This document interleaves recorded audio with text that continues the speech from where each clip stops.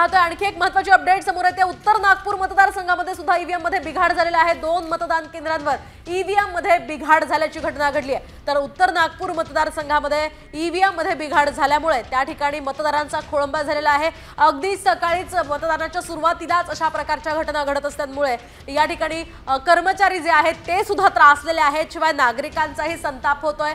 मतदानाच्या या सुरुवातीलाच या मोठ्या रांगा इथे नागरिकांच्या लागलेल्या आपण पाहू शकतोय। किती मोठ्या पद्धतीने नागरिकांचा इथे खोळंबा होतोय। त्यामुळे आता नागरिक संतापलेले आहेत आणि निवडणूक आयोगाच्या या सगळ्या कारभारावर यामुळे प्रश्नचिन्ह उपस्थित होत आहे। कारण वारंवार ईव्हीएम मध्ये बिघाड होण्याच्या घटना नेमक्या का घडतात, कशामुळे घडतात, यासाठी काही बॅकअप प्लॅन नसतो का असाही प्रश्न इथे निर्माण होत आहे। कारण बऱ्याच वेळापासून 40 मिनिटांपासून साधारणतः ईव्हीएम मध्ये बिघाड झाल्याचं कळतं आणि आता ते दुरुस्त करण्याचं काम सुरू आहे।